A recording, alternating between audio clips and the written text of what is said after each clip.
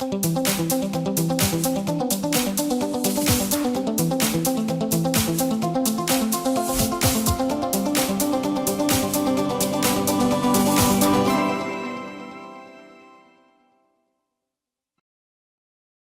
pessoal, sejam bem-vindos à nossa unidade curricular de aprofundamento.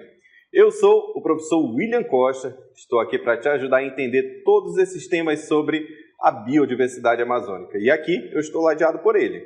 Olá, meus queridos professores e alunos. Eu sou o professor Paulo Torres e também estarei aqui com vocês nesta aula que será maravilhosa. Então, vamos ver aí a aula 6. Um objeto de conhecimento, balanço de carbono. E no detalhamento, sequestro de carbono e soluções tecnológicas, balanço de carbono e sustentabilidade. Tenho certeza que você ficou curioso. Então, vem com a gente.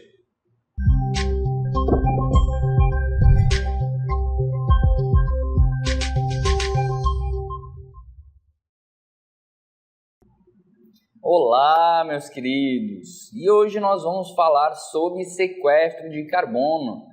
E nada melhor do que começarmos com essa imagem, que apesar de ter o nosso planeta maravilhoso, nós temos ali indústrias que estão ali liberando bastante fumaça, né? O que vai fazer com que o planeta sofra de várias formas.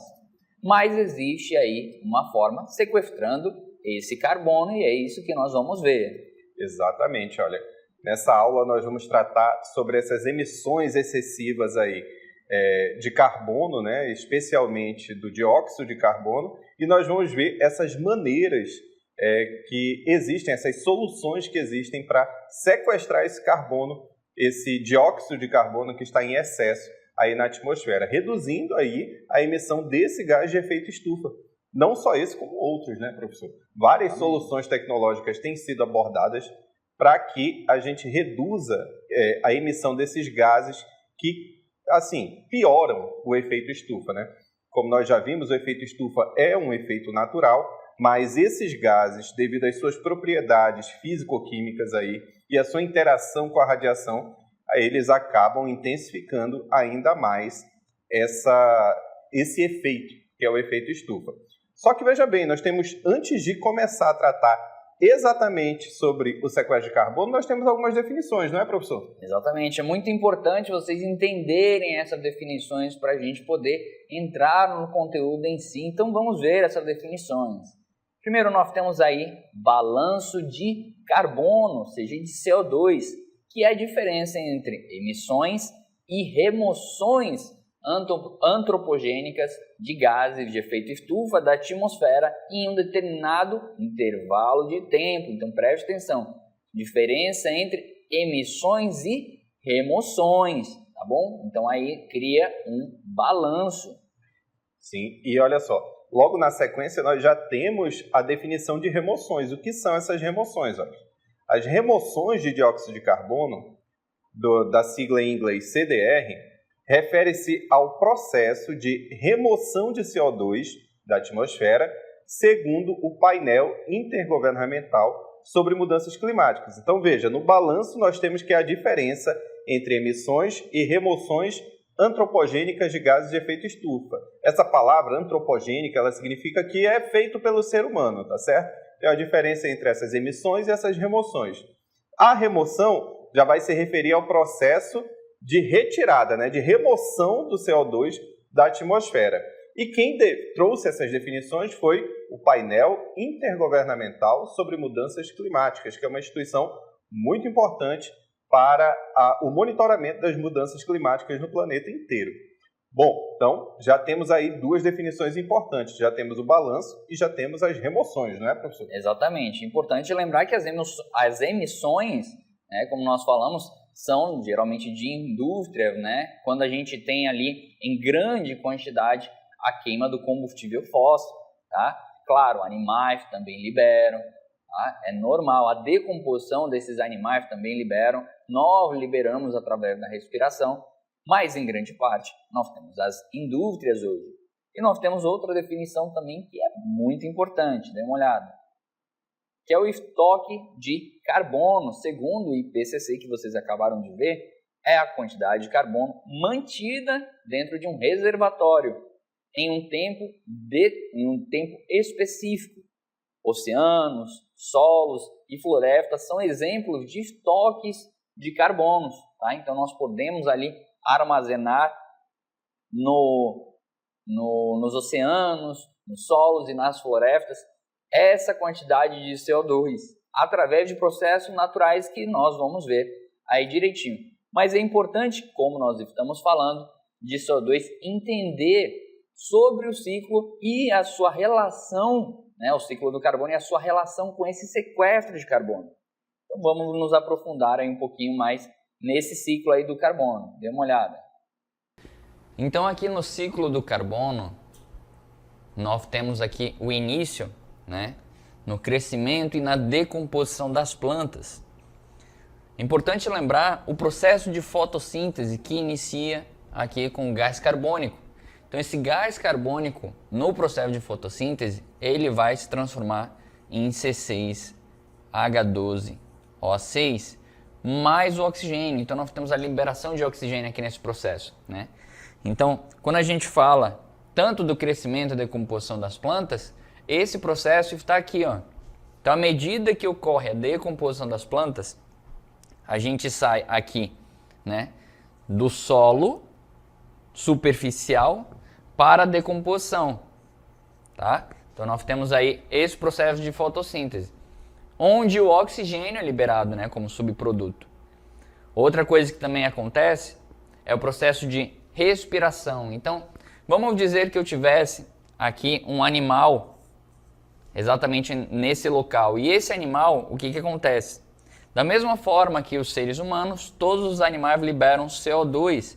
Então, eles respiram oxigênio e liberam CO2, mais outra fonte aí de CO2, tá? Então, esse processo é fundamental e ocorre em quase todas as células vivas.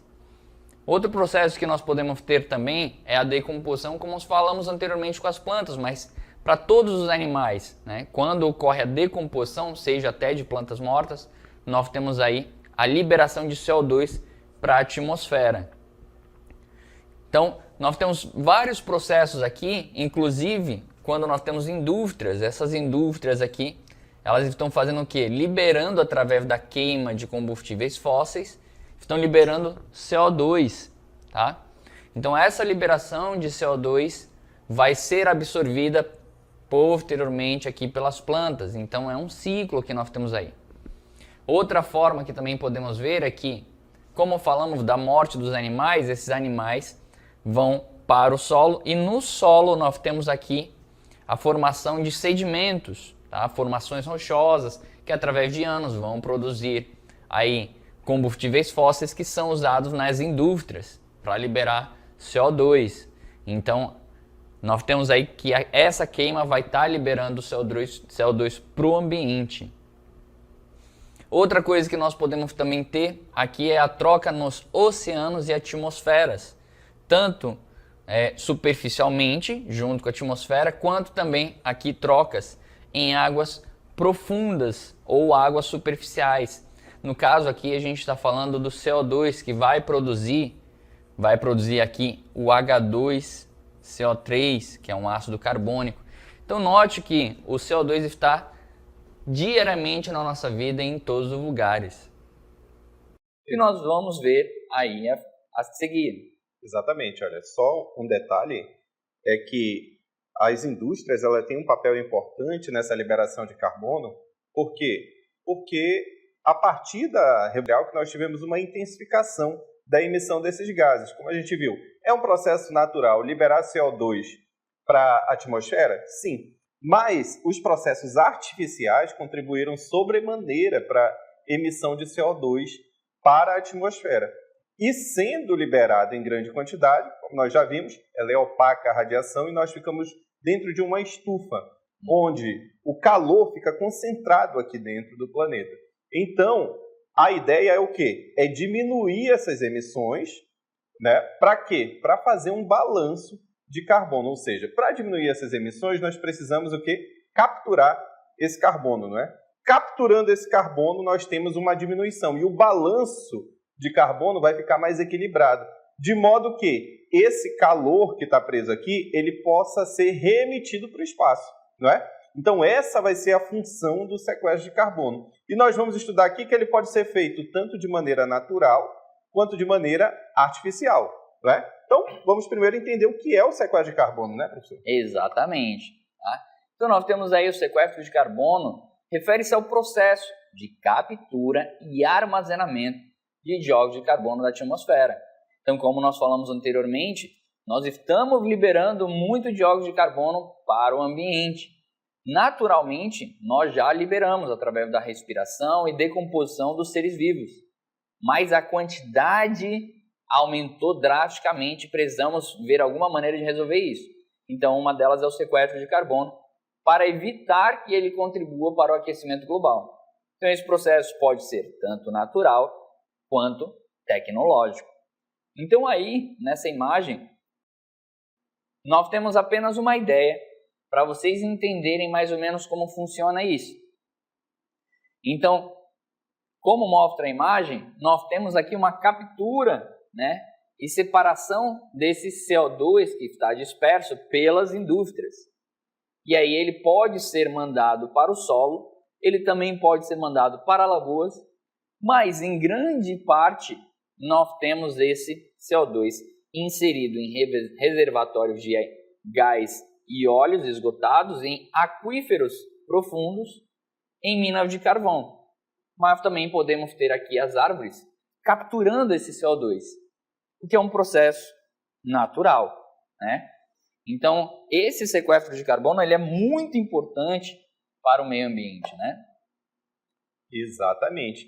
E aí nós vamos detalhar agora um pouquinho mais sobre o sequestro de carbono natural, olha só. Os ecossistemas, como florestas, oceanos e solos, eles absorvem o CO2 através da fotossíntese e de processos químicos naturais. E as florestas, por exemplo, absorvem CO2 e armazenam carbono em sua biomassa, troncos, folhas e raízes. E é exatamente essa a função aí da floresta amazônica. Nós temos um bioma extremamente rico, não é? E sendo um bioma extremamente rico aí de árvores, né? Essas árvores elas podem fazer o sequestro de CO2 em uma grande quantidade, não é? Então, o processo natural mais, digamos assim, famoso, evidente, é exatamente o caso das florestas. E um dos efeitos da morte da floresta, da intensificação do desmatamento, é exatamente impedir que esse CO2 seja sequestrado, seja capturado, não é? E nós temos uma emissão ainda maior.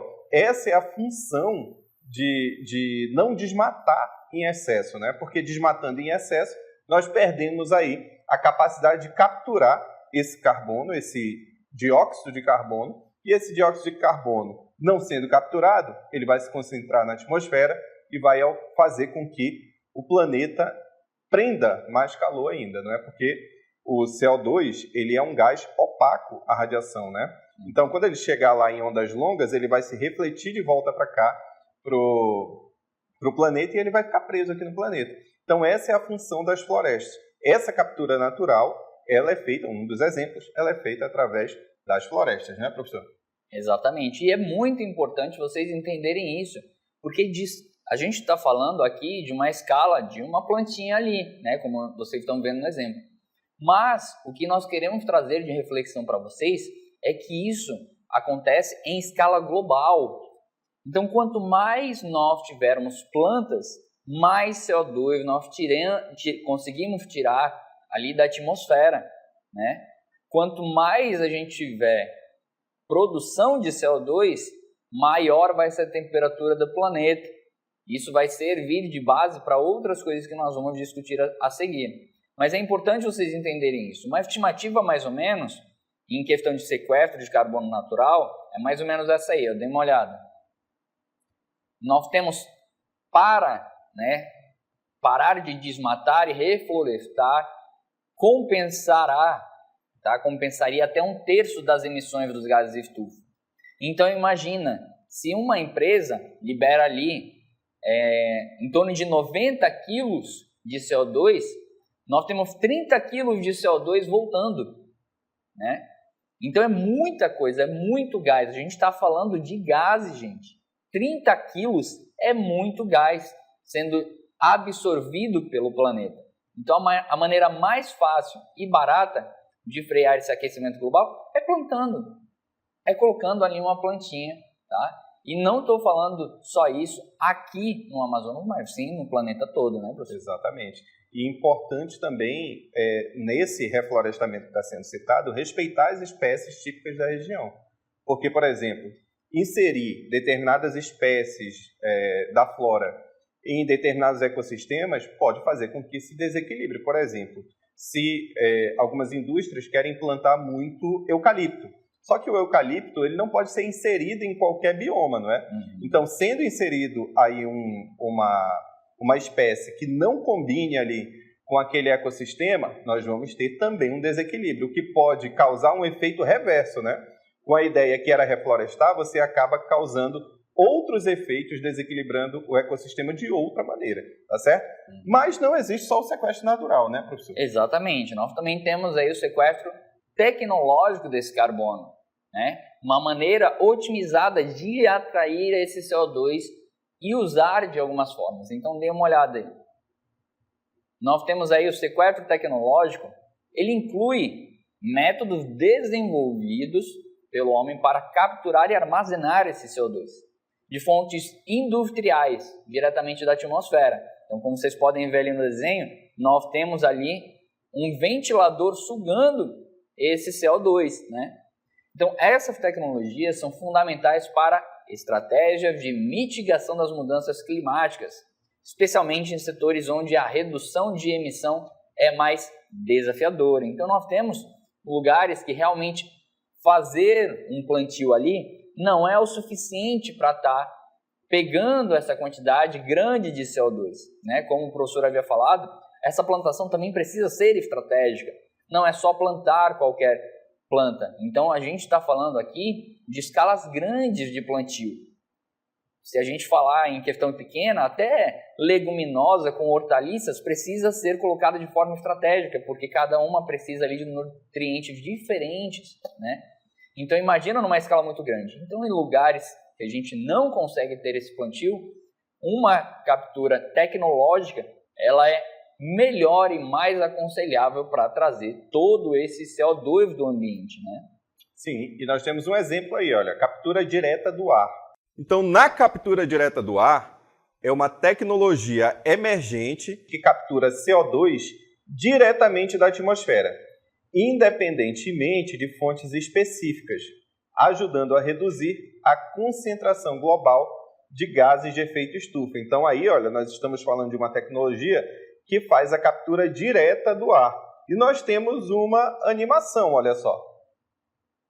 Essa animação mostra exatamente como a gente prevê o sistema, né? E ele funciona. Então, nós temos a indústria liberando o CO2, e o CO2 ele é sugado por esse ventiladorzinho, claro, outros gases também são sugados, mas a grande quantidade de CO2 que é sugado, ele é armazenado lá no subterrâneo, como a gente falou anteriormente, em lugares onde a gente tem cavernas ali, espaços grandes, né, que podem estar compactando esse gás. E como a gente está falando de um gás, ele vai, dependendo ali da força que nós temos de pressão, nós vamos conseguir colocar ali bastante gás em um determinado recipiente, porque o volume, dependendo da quantidade de moléculas, vai estar ali preso nesse espaço, né? Então, claro, a gente está vendo ali outros métodos que são para mitigar a quantidade de CO2 em questão de energia sustentável. Nós temos ali os painéis solares, né, a energia eólica, mas mesmo que ali as empresas tentem implantar, nós ainda teremos empresas que estarão liberando CO2, porque nós precisamos diariamente aí de algumas coisas ainda que dependem disso, tá? De combustíveis fósseis. Então vamos adiante. Então, muito bem, olha só. Depois de verificar essas maneiras de sequestrar carbono, existem esforços assim, de todos os países do planeta para que a gente reduza essa emissão de CO2. Um desses esforços foi materializado em um acordo, tá certo? Acontece uma reunião chamada COP a cada ano, não é? Inclusive a COP30, ela vai ocorrer em 2025 aqui no Brasil, na cidade de Belém, E em uma dessas COPs foi feito um acordo chamado Acordo de Paris, porque ocorreu em Paris.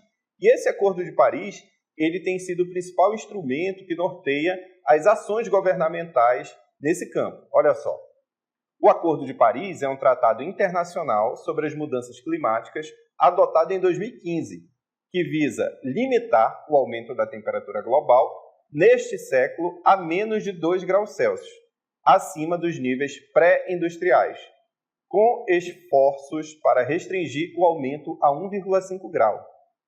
O acordo enfatiza a necessidade de redução das emissões de gases de efeito estufa, através de contribuições determinadas nacionalmente, são as NDCs, que cada país deve apresentar e atualizar periodicamente.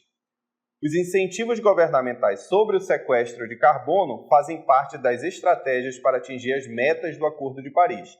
O sequestro de carbono envolve a captura e o armazenamento de dióxido de carbono da atmosfera para reduzir os efeitos das mudanças climáticas. Então, olha só, governos, os governos ao redor do mundo têm implementado políticas e incentivos para promover tecnologias de captura e armazenamento de carbono, bem como práticas de manejo de terra que aumentam o sequestro de carbono, como reflorestamento e agricultura sustentável. Então, veja só, o que aconteceu? Em 2015, houve a reunião da COP em Paris, e aí eles firmaram um acordo. O Brasil foi signatário do acordo, não é? E aí o que acontece? Existe um processo, não é só o presidente ir lá e confirmar que vai participar. O Congresso Nacional precisa confirmar o Acordo de Paris. E aí, em 2016, foi feito essa ratificação do Tratado Internacional aqui no Congresso Nacional. Quando foi feita essa ratificação, o Brasil, para depositar o contrato, dizendo assim, nós estamos de acordo com o Acordo de Paris, ele precisou estabelecer as metas que ele iria cumprir, tá certo? Então, houve um estudo, houve uma metodologia para definir essas metas do Acordo de Paris, tá certo? Definindo essas metas, eles foram até a COP e depositaram, ratificando os compromissos do Brasil em reduzir as emissões de CO2. À época, era em torno de 37% em relação às emissões de 2005, tá certo? Então, tudo bem. Só que, veja bem, um dos compromissos do Acordo de Paris era o seguinte, era manter a variação de temperatura ali em 2 graus Celsius. Só que veja bem o que aconteceu. Por exemplo, no ano de 2023, essa variação de temperatura girou em torno de 1,5 graus Celsius, ou seja, quase no limite ali do Acordo de Paris, não é? Então, novas estratégias devem ser repensadas. Mas ainda temos mais um pouquinho sobre o Acordo de Paris, olha só. Esses incentivos podem incluir subsídios, créditos fiscais e regulamentações favoráveis destinadas a estimular investimentos em tecnologia de sequestro de carbono e práticas de manejo sustentável. O objetivo é reduzir a concentração de CO2 na atmosfera, contribuindo para a mitigação das mudanças climáticas e o cumprimento dos compromissos internacionais assumidos nos acordos climáticos, como o Acordo de Paris.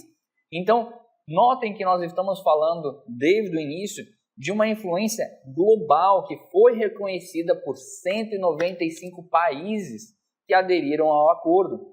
Então, é um compromisso global de diminuir a quantidade de emissões, porque realmente o planeta está aquecendo de uma maneira muito rápida. Quando a gente fala de 1,5 graus Celsius que aumentou no planeta todo, é muita coisa, gente. É muito gás ao redor do nosso planeta que está bloqueando os raios solares. Então é um compromisso de todos e, como o professor falou, nós temos aqui o compromisso de até 2025 bater uma meta aqui no Brasil de 37% mais ou menos. Então nós estamos aí lutando com, claro, incentivos fiscais aí para chegar nesse objetivo. Mas vamos aí, convidamos um professor maravilhoso para comentar sobre o Acordo de Paris, professor Wilson, fiquem aí com a fala dele. Olá, alunos da segunda série do ensino médio, eu me chamo Wilson do Nascimento, eu sou professor do componente de Geografia e hoje eu vou falar sobre o Acordo de Paris e sequestro de carbono. Começo essa fala tratando do Acordo de Paris, que é resultado ali dos debates que ocorreram durante as conferências mundiais para o meio ambiente. Ele é um tratado que tem como principal propósito reduzir o aquecimento global a partir da redução da emissão dos gases do efeito estufa para a atmosfera terrestre, em especial o CO2. Ele foi debatido por 195 países durante a COP21, que aconteceu na cidade de Paris, e é por isso que o acordo tem esse nome. Ele foi aprovado em 2015 e entrou em vigor em 2016. Entre as principais metas estabelecidas no Acordo de Paris está a de não aumentar a média de temperatura planetária para mais que 2 graus Celsius, e o ideal é que fique em 1,5, tá?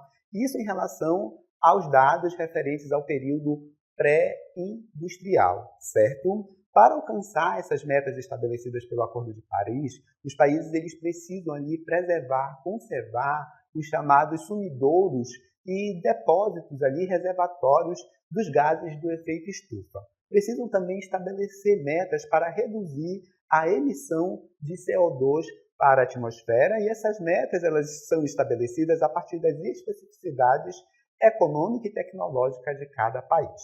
Contudo, no contexto que a gente vive de crise climática, somente reduzir a emissão de CO2 para a atmosfera não é suficiente. É necessário também que a gente comece a capturar esse CO2 que já está presente na atmosfera. O termo que a gente utiliza é sequestro de carbono, e isso pode ser feito de duas formas. A primeira forma, ela é artificial, quando a gente faz isso através de bombas que normalmente são acopladas às chaminés das fábricas, impedindo que o CO2 vá para a atmosfera terrestre. Contudo, esse é um método muito caro, custa aproximadamente $200 por cada tonelada de carbono que é presa ali. Mas existe uma forma natural de se fazer isso, que é através da floresta. As plantas, quando elas realizam a fotossíntese, elas capturam o CO2 da atmosfera durante esse processo.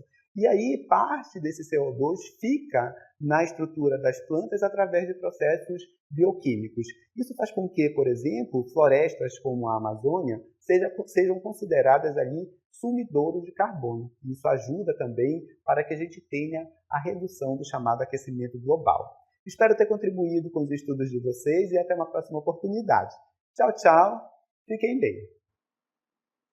Muito bem, então os países assumiram aí esses compromissos do Acordo de Paris e alguns deles implementaram políticas públicas. Olha só, as políticas públicas, mais de 40 países adotaram o imposto verde para reduzir emissões de CO2 e combater as mudanças climáticas, taxando atividades e produtos poluentes. Então veja só, nós temos aí a implementação de um imposto verde, não é?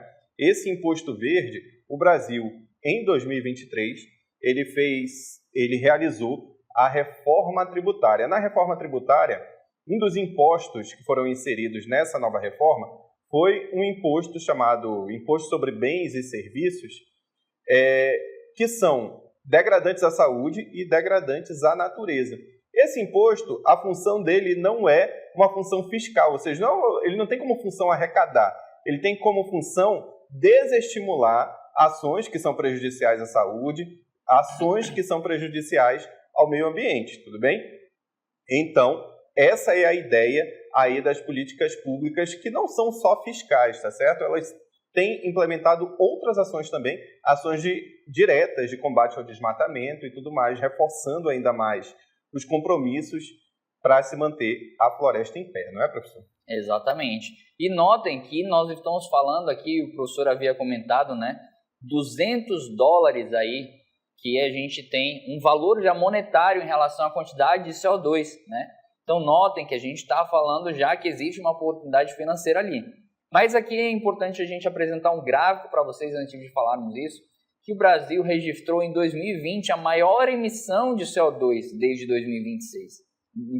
2006. Então note que as emissões aí estão em toneladas. Uma tonelada são 1.000 quilos.